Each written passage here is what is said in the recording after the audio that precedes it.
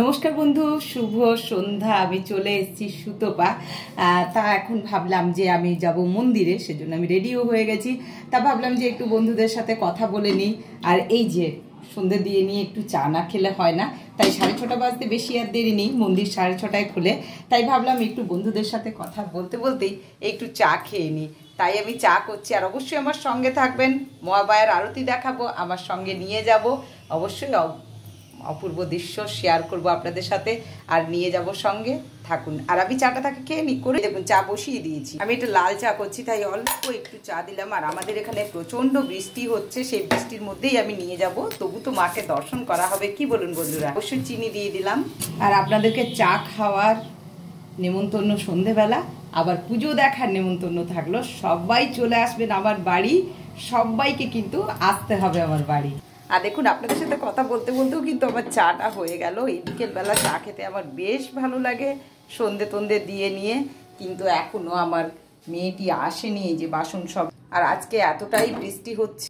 আর বন্ধুরা, এসে আবার অনেক রান্না বান্না করতে হবে, কারণ সকালবেলা যেহেতু আজকে রান্না করতে পারিনি, কারণ আজকে আমরা লুচি আর আলু চচ্চড়ি খেয়েছি, ছেলেও তাই খেয়েছে।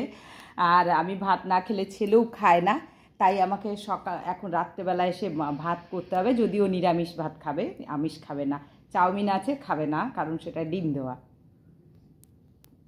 আমার ছেলে, আমি যা করি, আমার ছেলে মেয়েরা ছোটোর থেকে আমি যা খাই, আমি যা করি, নিরামিষ খেলে নিরামিষ তারাও খাবে। সে যে নিরামিষ খেতে পারে না, কিন্তু মাছ মাংস খাবে না নিরামিষ দিনে, নিরামিষেই খাবে। আর তার ছেলে অফিস থেকে সারাদিন পর আসবে, তাকে ভাত তো দিতেই হবে।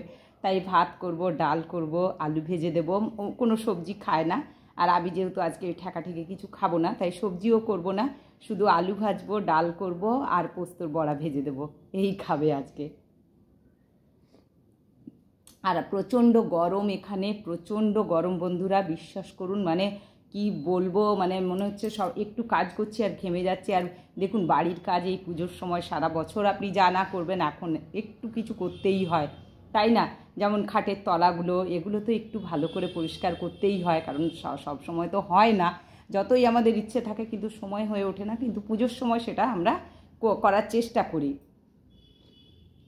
আর সবথেকে বড় ব্যাপার, দেখুন, পুজোর জামা কাপড় পরবো, আর ঘরগুলো যদি নোংরা থাকে, কেমন একটা গাটা ঘিন ঘিন করে। সেই জন্য বন্ধুরা, আমরা এই সবাই প্রায় প্রত্যেক ঘরে আমাদের মতো হাউসওয়াইফ যারা বিশেষ করে আছেন, বাড়িতেই থাকেন যারা, বা যারা কর্মরত, ছেলে বলুন মেয়ে বলুন, সবাই আজকাল সবাই পরিষ্কার পরিচ্ছন্ন থাকে।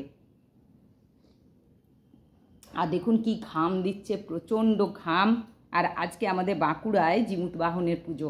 এই জিমুত বাহনের পুজো হচ্ছে মানে সূর্যের পুজো। তা এই পুজোটা আপনার 3 দিন মানে নির্জল্লা থাকেন আমাদের যারা উপোস করেন। এবার আমার শাশুড়ি মা করতেন এই উপোসটা, তা এখন ব্রাহ্মণ করছেন আর কি। বাড়িতে এটা ঘরটা স্থাপন করতে হয়, ছোলা ভিজে দিয়ে এইসব দিয়ে স্থাপন করতে হয়। তা বন্ধুরা, এইবার এই পুজোটা এবছর আমি করতে পারলাম না। এবছর নাকি ভাদ্র মাসে ছাড়া ধরে না পুজোটা আমাদের ওখানে। এইটা 3 দিন নির্জলা বলতে, একদিন যখন রাত্রি মানে যখন পড়বে তখন স্নান করে ওই ঘরটা স্থাপন করতে হবে। তারপরের দিন পুরো সারাদিন উপোস, রাত্রে পুজো হবে। রাত্রে পুজো হওয়ার পর যদি কেউ, এখনকার ছেলে মেয়েরা তো পারে না, মেয়েরা তা এখন ওই ফল জল খায়, আবার অনেকে আছেন খায় না, যেমন আমার মাসি কিছুই খায় না, আমার ছোটো মাসি কিচ্ছু খায় না। তা সেই জন্য এবার আমাকে পরের বছর মানে সামনের বছর আমাকে এই উপোসটা করতে হবে। কিন্তু আমার মাসি বলেছে যে না, তোরা অত তোদের দোষ নেই, মানে পারলে মানে শরবত আর কি, শরবতটা খাস, এটা বলেছে মাসি। কিন্তু আমাকে করতেই হবে, যাদের ছেলে মেয়েরা আছে তাদেরকে এই উপোসটা, ব্রতটা করতে হয়। তাই আমাকেও মানে সামনের বছর করতে হবে, রেডি থাকতে হবে। কিন্তু এই জিমুত বাহনের পুজোটা ভীষণ ভয় লাগে, এই 3 দিন উপোসের জন্য। আবার কালকে উপোস দিয়েছে, আজকে সারাদিন উপোস, সারা রাত্রি উপোস, আবার কালকে সেই বিকেলবেলা ওদের ভাসান, মানে ওই ঘরটা যে স্থাপন করা হলো সেটা ভাসান হবে বিকেলবেলা। তাহলে চিন্তা করুন, 3 দিন গোটা গোটা উপোস। আমার শুনলেই যেন, এই তো আমার শরীর। আমাকে অনেকে পরামর্শ দিয়েছে, ভাই করো না, আর খুঁজে পাবো না। কিন্তু যেহেতু শাশুড়ি মা করছেন, মানে করেছেন আর কি এতদিন ধরে, আর উনি যেহেতু মারা গেছেন, এখন তো আমাকে ওটা করতেই হবে বাড়িতে। আমি এই বউ বলতে আমি এই, তাহলে সেটা তো করতেই হবে, কিন্তু আমি দেশের বাড়িতে গিয়ে করব না, আমি এখানেই করব। সেই জন্য মানে আর কি মানে একটা ভয়ে ভয়ে আছি। তা বন্ধুরা এখন এইটুকু, নেক্সট ভিডিও নিয়ে আমি আবার আসছি। সুতপা সঙ্গে থাকবেন, আর চলুন আদ্যাপীঠে মহামায়ার দর্শন করি। চলুন সঙ্গে থাকুন, আর অবশ্যই ভালো লাগলে ভিডিওগুলো শেয়ার করে দেবেন, লাইক করবেন, কমেন্টস করবেন। আসছি আমি আবার নেক্সট ভিডিও নিয়ে।